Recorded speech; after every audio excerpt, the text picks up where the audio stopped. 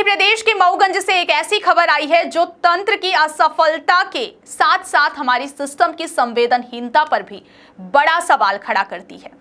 ग्रामकोन की एक हरिजन परिवार की बहू वर्षा साकेत को प्रसव पीड़ा हुई, लेकिन अस्पताल तक पहुंचाने की बजाय उसे करीब 2 किलोमीटर तक खाट पर लाद कर ले जाना पड़ा। परिवार ने 108 एम्बुलेंस को कॉल किया, लेकिन एम्बुलेंस समय से नहीं पहुंची। जब आखिरकार पहुंची तो ड्राइवर ने गांव के अंदर आने से साफ मना कर दिया। उन्होंने कहा कि सड़क नहीं है, गाड़ी नीचे नहीं उतरेगी, यह आपकी समस्या है। इस स्थिति में परिजनों ने पड़ोसियों की मदद से एक खाट निकाली और उस पर लिटाकर वर्षा साकेत को मुख्य सड़क तक ले जाकर एम्बुलेंस में चढ़ाया।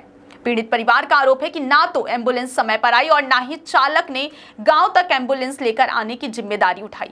इसके कारण उन्हें खुद की चारपाई पर महिला को अस्पताल ले जाना पड़ा। परिवार ने बताया कि गांव में आज तक कोई पक्की सड़क नहीं बनी है। बरसात के मौसम में बच्चे स्कूल भी नहीं जा पाते। कई बार प्रशासन और जनप्रतिनिधियों से गुहार लगाने के बावजूद कोई सुधार नहीं हुआ। यह वही देश है जहां बजट में सड़क, स्वास्थ्य और विकास की बातें होती हैं, लेकिन जमीनी हकीकत आप खुद भी देख रहे हैं। एक प्रसव पीड़ा से तड़पती महिला को खुद एम्बुलेंस बनने पर मजबूर होना पड़ता है। जरा सोचिए, जब एक मां को अस्पताल पहुंचाने के लिए लोग खुद चारपाई पर उसे लेकर चले, तो उस सरकार और सिस्टम की क्या अहमियत रह जाती है। यह खबर सिर्फ एक घटना नहीं, बल्कि हमारे सिस्टम पर एक बड़ा सवाल है। क्या कोई जवाब देगा? क्या अब भी यह व्यवस्था सुधरेगी या फिर अगली बार भी कोई मां इसी तरह चारपाई पर दर्द सहते हुए सफर तय करेगी? इस खबर के बारे में आपकी क्या राय है, हमें कमेंट में जरूर दें। क्या नाम है आपका? हमारा नाम उमेश कुमार साकेत है। कहाँ से हैं? हम ग्रामकोन से हैं। आप लोगों के द्वारा प्रसव पीड़िता को खाट से ले जाया गया, क्या था पूरा मामला? पूरा मामला ये था कि हम लोग मतलब सुबह सुबह उसके पेट में दर्द हुआ पीड़िता को, और हम लोग डॉक्टर के पास जा रहे थे, तो गाड़ी के लिए हम लोग गए, तो गाड़ी वाला बोला कि वहाँ पे गली रास्ता नहीं है, वहाँ नहीं जाएंगे। हम लोगों ने फिर क्या किया, वहाँ से आया, इसके बाद थोड़ा परेशान होकर बैठा था। इसके बाद उधर पे एम्बुलेंस को फ़ोन लगाया।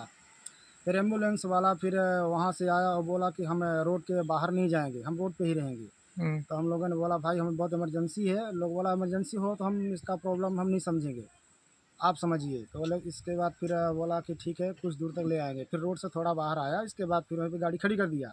इसके बाद फिर इधर नहीं आया। हम लोग उसको फिर यहाँ से चारपाई से लेके गए, 5-6 आदमी मिल गए। ले जाने के बाद फिर उसको वहाँ पे ले जाके एम्बुलेंस में बैठाया। इसके बाद फिर लेके गए हम लोग।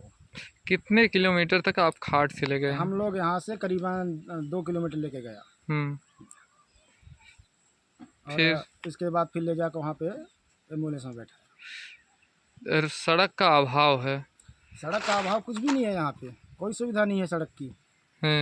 बरसात के मौसम में बरसात में भी इतनी परेशानी होती है कि आदमी रो रो के परेशान हो जाता है।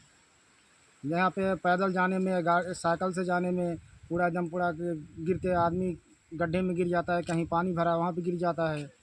आने जाने में बच्चों को पढ़ाई के लिए भी परेशानी होती है जाने में, और क्या क्या बताएं।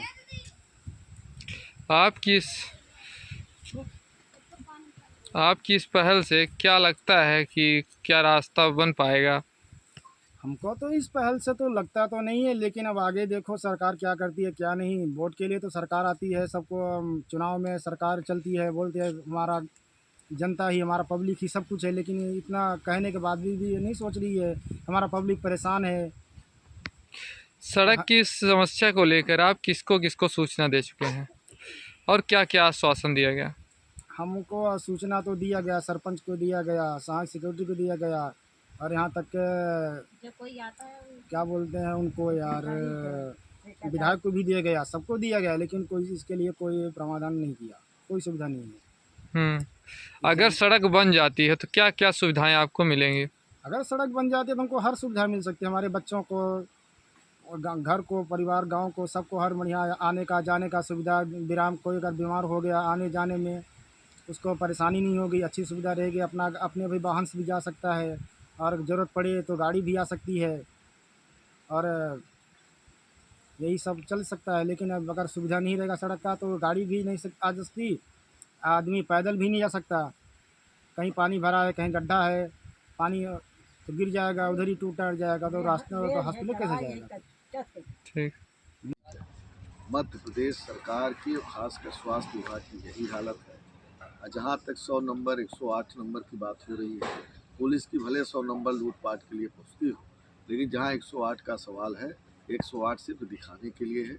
कभी कभार पहुंचती भी है, मैं ये नहीं कहूँगा कि नहीं, एकदम से नहीं पहुंचती, लेकिन स्थिति बद से बदतर है। अस्पतालों की हालत, अस्पतालों में मरीजों के साथ किस तरीके से, चाहे संजय गांधी अस्पताल हो, चाहे मऊगंज का अस्पताल हो, चाहे आपका हनुमना का हो। हनुमना मऊगंज तो रेफर करने के दम पर अस्पताल चलते हैं। संजय गांधी में किस तरीके से मरीजों के साथ और आपके उनके परिजनों के साथ प्रताड़ना होती है, आए दिन पेपर में और मीडिया में बातें आती रहती हैं कि उनके साथ क्या दुर्व्यवहार हो रहा है। तो पूरी तरह से स्वास्थ्य विभाग पूरी तरह से चौपट है, कोई हमें बताने की ज़रूरत नहीं है। और ये एक मामला सामने आया जो आपके वीडियो में दिख रहा है, बाकी मध्य प्रदेश में लगातार ऐसी घटनाएं घट रही हैं और स्वास्थ्य अमला पूरी तरह से चौपट है।